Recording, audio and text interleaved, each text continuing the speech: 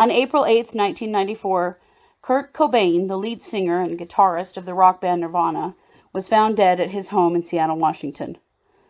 Cobain's body was discovered in the greenhouse above the garage and his Lake Washington home by an electrician who came to install security lighting. Cobain had been missing for 6 days at this point. He was found with a suicide note, and a 20-gauge shotgun was on his chest. Not everyone believes that Cobain's death was a suicide. This question continues to plague a generation of fans.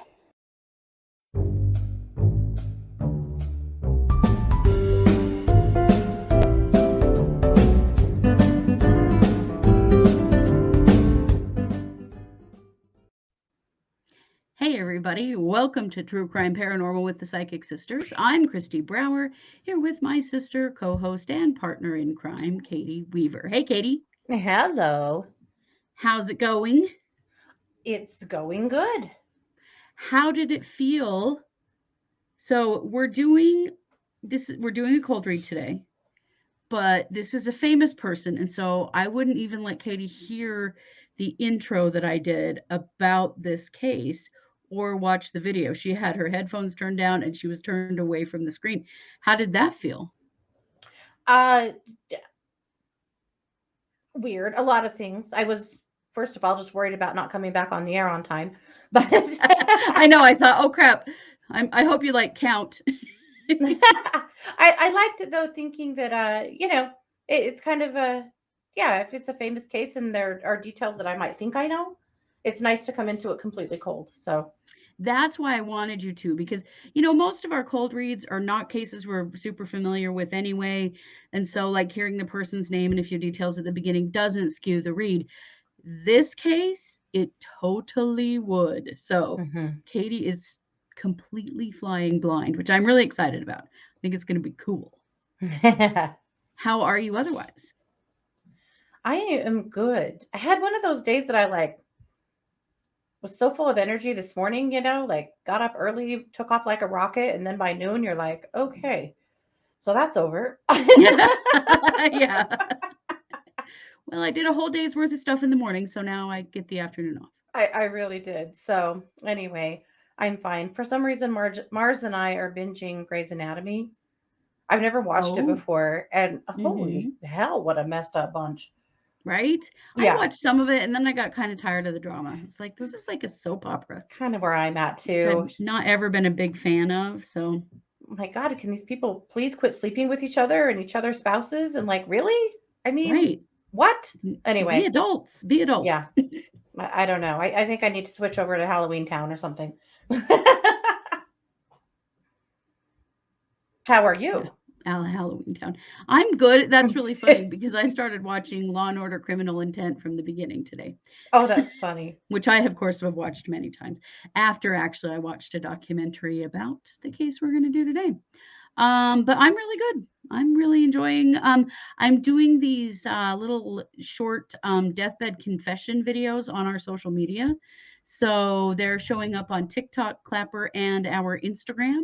They're awesome. Go find those. Yeah, I've done 2 of them, and I'm going to try to do, 3 or 4 of them a week. And they've been really fun. So I've been having a good time with that and just researching like crazy. We're doing a case. We have a Patreon coming out tomorrow that, this case has killed. I'm like, why did I pick this case? Do you ever feel that way when it's so complicated? And then I'm like, no, I'm not giving up. By God, I will I will finish this case. But well, you guys might notice that we did not do part 2 of Rajneeshpuram because for the very reason because we're not going to, because we hated it and we tried really hard to get into part 2 of it and we didn't want to, so here we are. I don't like to give up. And I came close today, but I think you're gonna want to watch. It is Beata Chapa, who is a neo-Nazi serial killer from Germany. Part of it was I have had to practice saying her name and some other names like 1,000 times because, oh man, they're East German names and they are hard. And I still may not be quite on, but I'm pretty close, I think. But that's coming out on Patreon tomorrow. Well, this is our Tuesday case. That's coming out on Patreon on Tuesday. So if you want to know about a neo-Nazi serial killer from East Germany, please, who was active from 2000 to 2007. Oh, So recent. if you, Oh my God. yeah, this isn't old. This is quite recent stuff. So if you want to know about her and everything that went on with her, please check out our Patreon and you will see that case because it is a humdinger. A humdinger. Wow. But so is today's case. Mm-hmm. So I'm going to do my very best to give you the basics of this story without revealing this person's identity. Mm-hmm. So this is a famous person who was an entertainer, an American entertainer. They were born on April 8th, 1994. And they were very well known for, no, I'm sorry, that is wrong. That's when they died. Okay. They died on April 8th, 1994. My Okay. apologies. Sorry, you guys, I have two cases in my brain right now. Okay. So this person was a very popular in 80s in rock in the 90s. Okay. Which is why I didn't want to give you too much information. This person used to say all the time that they had terrible, terrible stomach pain, and that there were times that the pain in their stomach was so bad that it made them want to end their life. Oh. This person had an alcohol problem and lots of other hard drugs. So in March, so this person died in April. In March, this person was traveling for their work and had an accidental overdose in Rome. And it was like a mixing alcohol and like painkillers kind of accidental overdose. Remember that because that's important later. So they came home after that. And this person had really developed quite a problem with heroin. So wait, when in Rome, Mm-hmm. I didn't do that on purpose. There was a hospital stay. They were there for a while. They were hospitalized briefly. And it was determined that it was in fact an accidental. Just they said that this person was very fatigued from working too much and also had the flu, and so they just didn't feel good, took too much, so accidental. Mm-hmm. So they come home from Rome. He and his family come home from Rome. Their family. I gave something away. It's a ban. There you go. At the end of March. This is in the end of March 94. And this person decides to go to rehab because the accidental overdose really scared them. Mm-hmm. And they thought, maybe I'm really, screwing up here. So they checked themselves into a rehab. They lasted 2 days before they scaled a 6-foot wall and left the rehab. Oh, addiction's a bitch. Okay. Yeah. So then they're missing for 6 days. Family can't find them. Nobody can find them. Nobody. And this is a very wealthy person who has multiple homes and, multiple places they could be and also kind of unlimited resources. But family members cannot find this person. And people are getting really, really worried. Mm-hmm. and he's not, responding to anything. And of course, this is in the mid 90s, so there's no cell phones. This is like calling around to all the houses and all the friends that they could be at and still not finding anything. So on the 8th of April, this person's body is found in a room above the garage of one of their houses. And they're found accidentally by an electrician that had been already scheduled to come and install some lighting. Okay. And they saw this person, laying down, and they initially thought they were asleep till they saw blood oozing from their ear. Oh. So the electrician also found what was deemed to be a suicide note. And this person had a shotgun that they had purchased just before they went into rehab, laying on their chest. Oh. And so basically the assumption was made pretty much immediately that this was a suicide. Sure.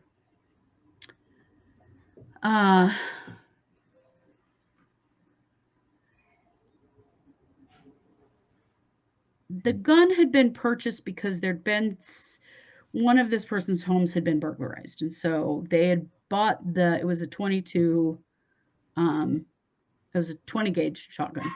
Okay. And they'd bought it as a protection, home protection. And they had bought some shells for it too. But there was a lot of assumptions made about, they went to rehab, they bought a gun, they bought shells, that kind of stuff. This person had also, because of the pain in their stomach, which turned out to be IBS, and they did eventually get treatment for it not long before they passed away. They did also observe that this person had been using heroin prior to their death. So, okay. Do you feel like you have enough information? Well, here's the question. Right. Was this really a suicide? Right. Because there's some questions about that. So I want you to be able to answer that question before I tell you who we're talking about and get into the rest of the story. Okay. No, it was not a suicide. Okay. Let's take a little break. And when we come back, I'm going to give you who I'm talking about and the whole rest of the story. We can talk about it. When I tell you who it is, you're going to understand why I did that. So we'll be right back. Okay.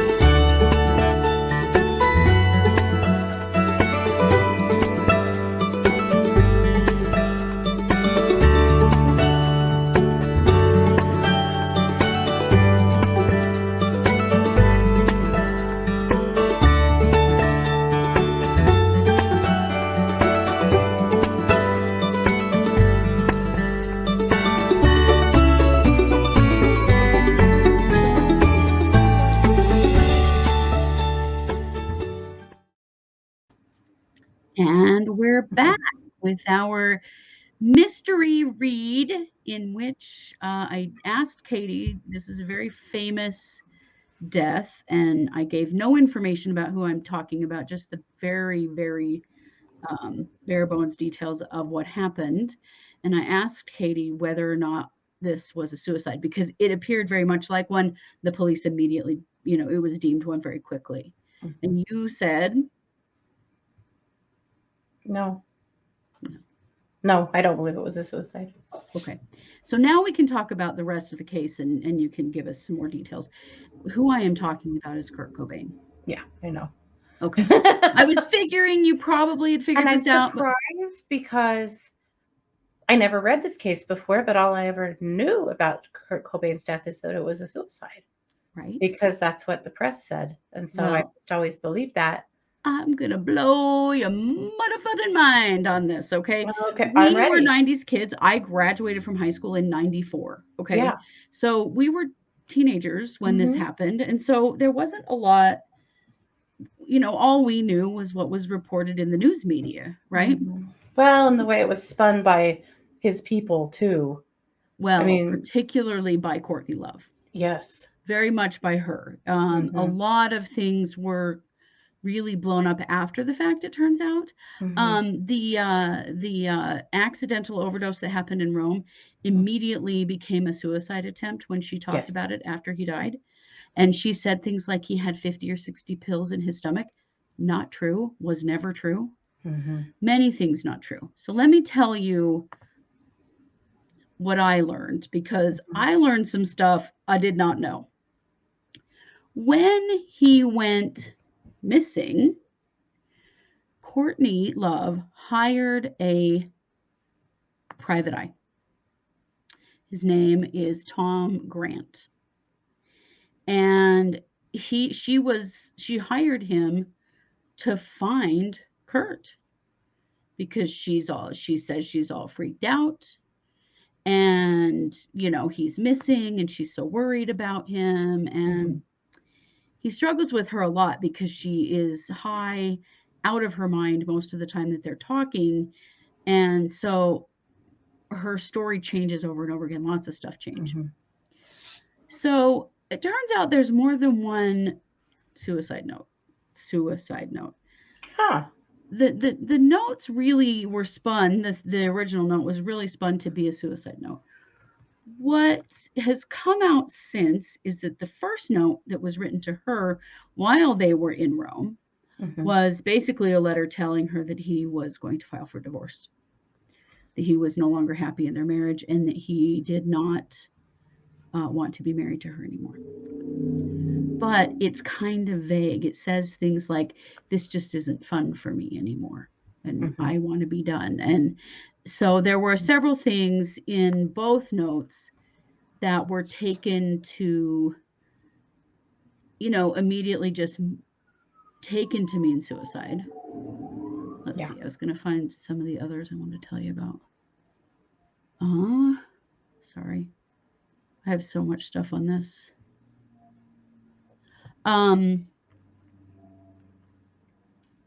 So sorry, why can I not see where this was? There was a bunch of stuff. Oh, okay. First of all, he was a very heavy heroin user. Yeah. He had 3 times the lethal dose of heroin in his system, and it was injected. It was like at least 10 times of what would kill somebody who is not a heavy user. Yeah. And one of the things that the medical examiner said, and that various people that have looked at this case after the fact, is that would have knocked him out unconscious immediately. And there is no way that he could have shot himself with a shotgun. Okay. Here's the other thing. If you're going to kill yourself and you give yourself a lethal dose of heroin, why do you also then shoot yourself? Right. That doesn't make any sense to me. It doesn't. Why would you just do one or the other? Yeah. Right. Doesn't make any sense. Also, the physical logistics of how he would have had to hold the gun. He you know what cadaveric spasm is? Like if you have your hand around something when you die, then you just grip it really tight. So he had a cadaveric spasm around the barrel of the gun. So you could see at what angle the gun was when the trigger was pulled. And you can see at what angle his body was when the trigger was pulled. None of it lines up. It just doesn't line up.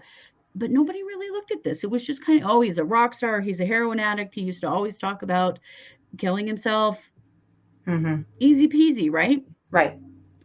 Well, and his fans went for it. Like his fans did go for it. Fans went for it, and some of them killed themselves because of it. There are about 68 suicides attributed to Kurt Cobain. My God. Isn't that terrible? I don't think it's just Courtney Love that he wanted to be done with. I think he wanted to be done with Nirvana. Done with Nirvana. He did. The intent, when you see the other notes and hear what this what this investigator has to say is that the intent was he was getting a divorce and he was leaving his band. That's what he was leaving. He wasn't going to die. He didn't want to die. No, he was just worn out, He and was. I think he really knew he needed to leave the scene. And the problem with the rehab, I mean, yeah, he was, he was not ready for rehab. The problem with the rehab, though, is it was the wrong place, and people knew he was there, and he Yeah. needed to be like in another country, completely away from Right. everything that he knew or that knew him. But he Helen, wasn't really needed to pulling his cut own these strings. ties. Yeah. Yeah, he needed to cut these ties first. Mm-hmm. One really important note is that he had a prenup with Courtney Love that would have left her with almost nothing. Uh-huh. There were real concerns there. So let's see. I just want to tell you some of the anomalies that were found in the Cobain in this this report that comes from this investigator. So this investigator was initially hired to find Kurt. Sure. And then he was basically just hit roadblock after roadblock after roadblock with Courtney Love, with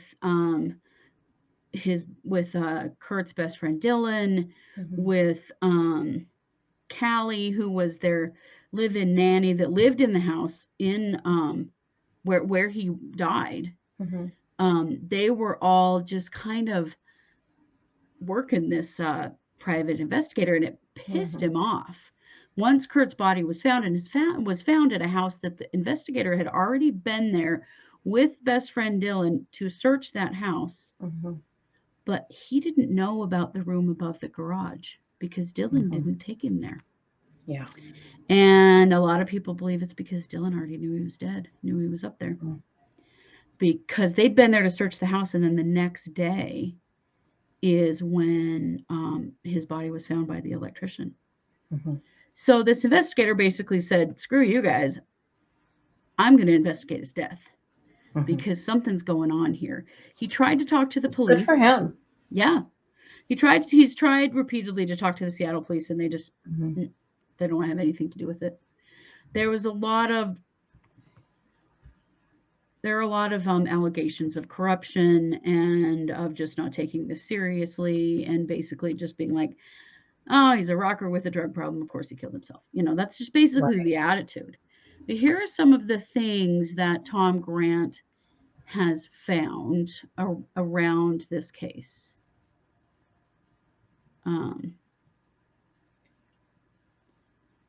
Let's see. So with the amount of heroin in his system, there was no way he would have been physically capable of pulling the trigger on that gun. Not even a little bit possible. Well, and then, of course, again, the obvious question of why shoot yourself? Right. Yeah. Why? What was the point of that? Yeah. Let's see. The gun was actually not purchased when they originally said it was. So the gun was purchased prior to going into rehab, and he very specifically said he took his friend Dylan with him. He had some guns confiscated by the Seattle police. Okay. So his friend Dylan is actually who bought the gun. That's whose name the gun was in. And he bought it for him because he felt like he needed something to protect their property because they had a burglar. And so there was a very specific plan for that gun. It was not after. There's a lot of stuff being said that it was after he went to rehab that he bought the gun. It's not true. It was before. And so it seemed to show intent for suicide, but really it didn't. No, it didn't. Here are some other things. What we didn't know at the time is that Courtney already knew that Kurt wanted a divorce.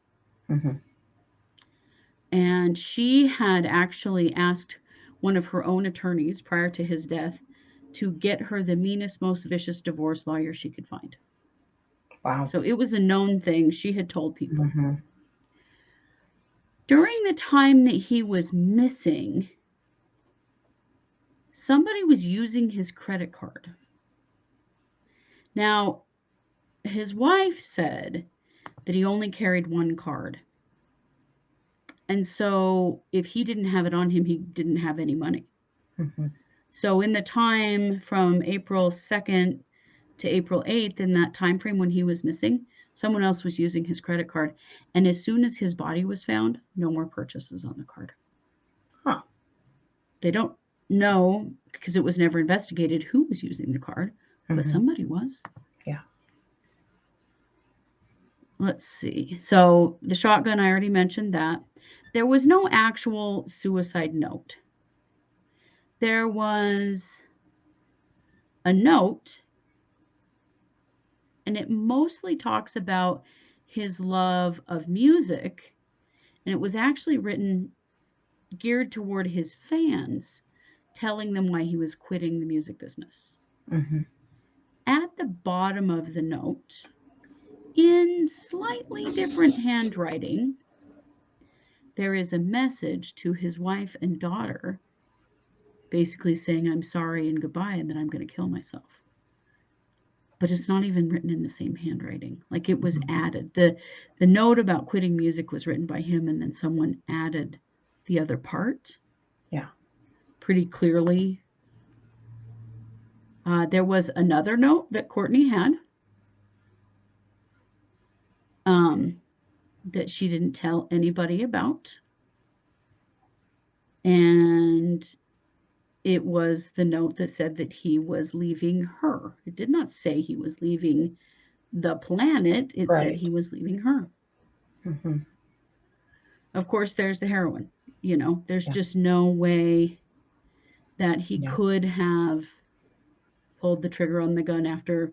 Not only that, but not very long ago, the Seattle police finally released some crime scene photos, and they had never been released. Mm-hmm. They'd actually, at one point, they had told this private investigator that they had never even been developed because it was a suicide.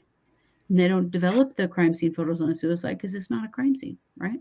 So God, this is happening way too much. Yeah. Finally, some photos are released. And the photos basically show this heroin kit, and everything has been all fixed up and put back in. There's not like needles and the tube thing and all that stuff like laying around. No, it's all put neatly back in the box. He would have had a needle in his arm. Right? You shoot up that amount of heroin and you can put all your stuff back first? No. Definitely not.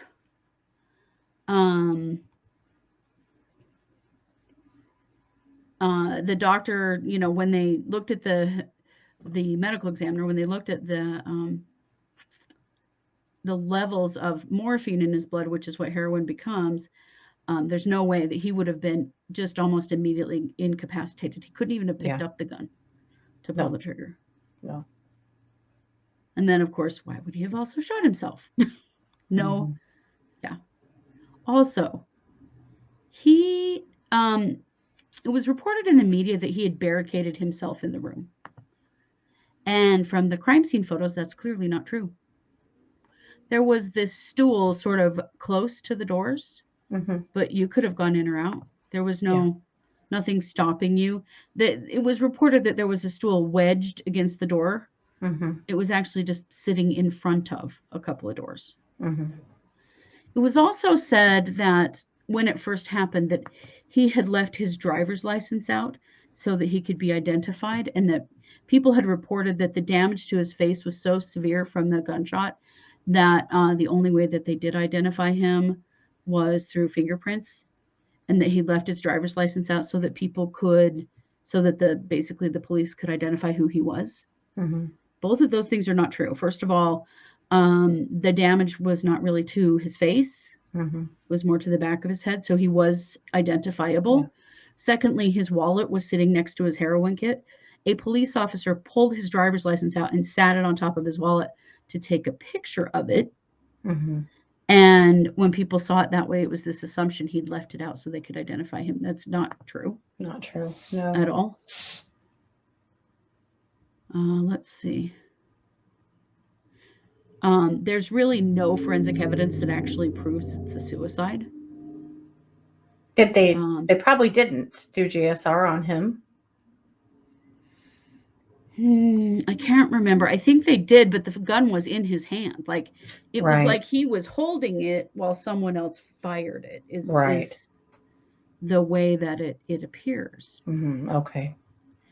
So this was a real bombshell for me. I mean, I've heard whisperings here and there, but I watched a documentary today that really laid all of this out, and I was like, holy crap, Kurt Cobain did not kill himself.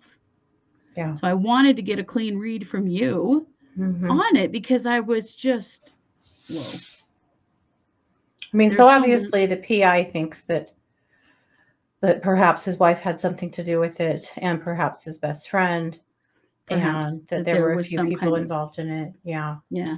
One thing that the PI said was that everybody in their lives was dependent upon Courtney for money.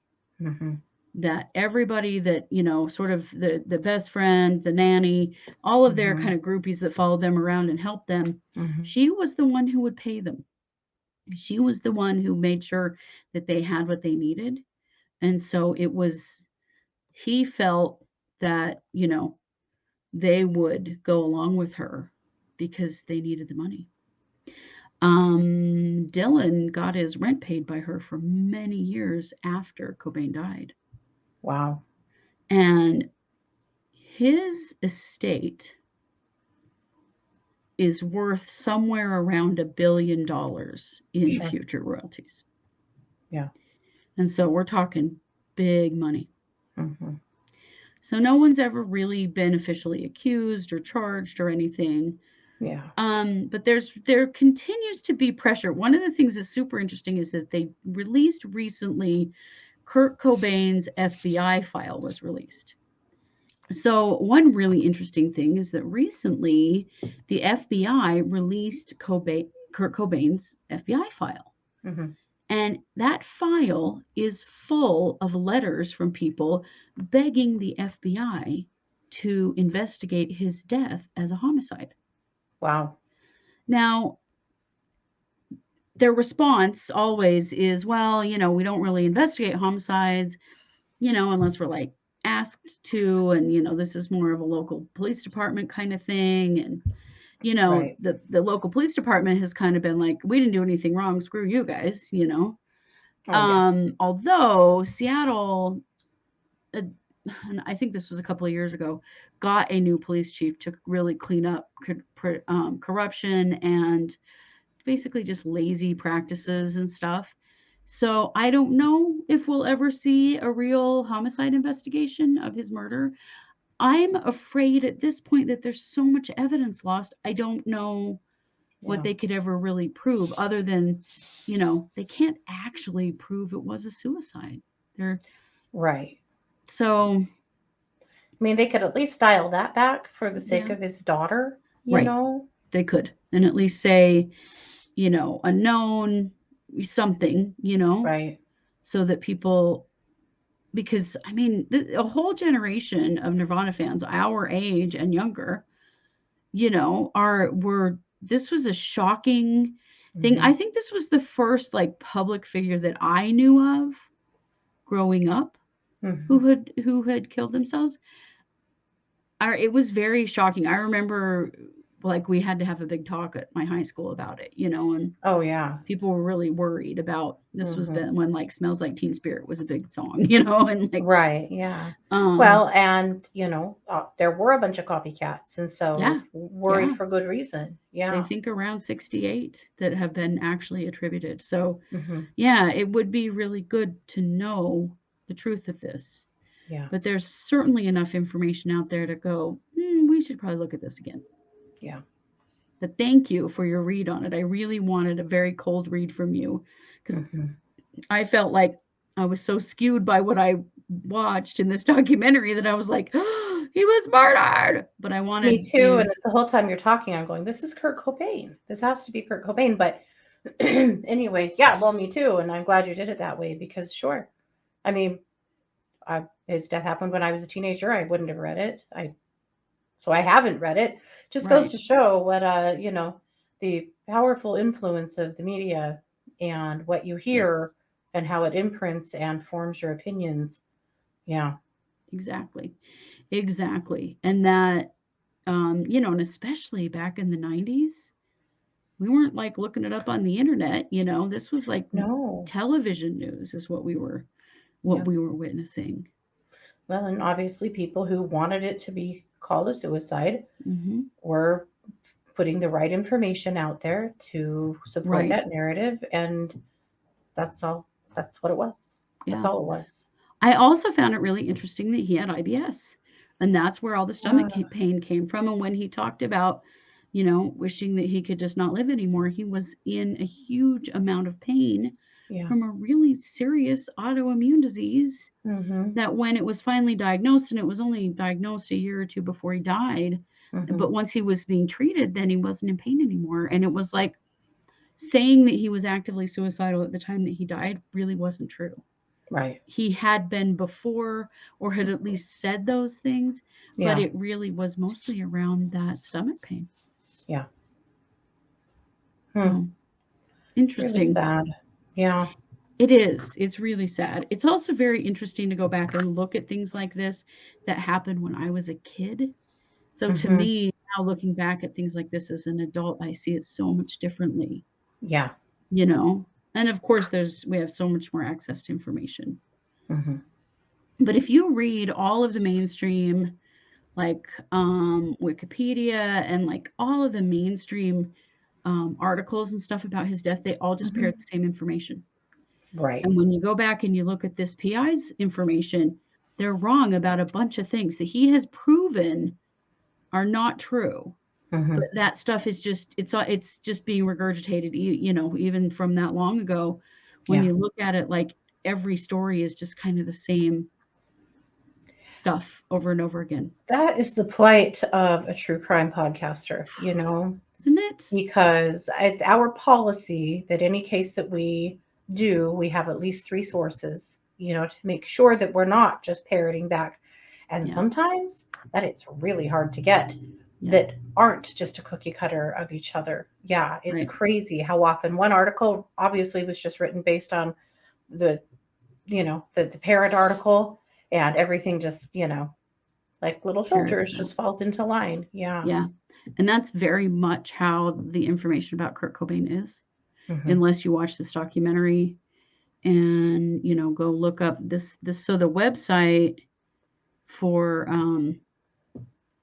this PI is CobainCase.com. And this is Tom Grant. And he's the guy who quite literally was hired to find him when he was supposedly missing.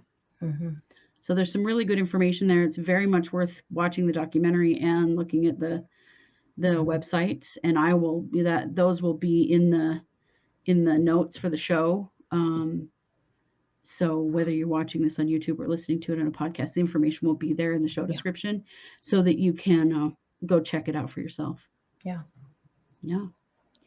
All right. Well, this is our Tuesday show. So we do have another show coming out on Wednesday. And then we do have our live stream on Wednesday night, 7 p.m. It's our case updates. Yes. And our live stream on Thursday at 7 p.m., which is the Psychic Hour, where we kind of spin off out of true crime and into the psychic work that we do. So we have lots more coming up. We do. Big week. Oh, and watch for... Oh, no. Am I going to say her name wrong now? Hang on. You know how when you're trying to memorize a name and then that's the thing you cannot remember? It's Beata Chapa. And you wouldn't think it's Chapa because her last name starts with a Z. But how I heard it, I've watched lots and lots of news reports and stuff of people who clearly have the right accent, you know, Mhm. like not that I do, but Beata Chapa is her name. And Mhm. she is a neo-Nazi serial killer that was functioning in a group of 3 people from 2000 to 2007. And I'm going to tell her story in a Patreon case. So come Mhm. join us over on Patreon and you can check that out because it is a, to quote our dad and grandma, a barn burner and also a humdinger. Wow. It's Well, very interesting, a double sobering. whammy. Yeah, it is. Yeah, So, Katie, thank you so much for that. I you bet. really appreciate that validation. And you guys know it. We are True Crime Paranormal with the Psychic Sisters. Thanks for being here. Take care.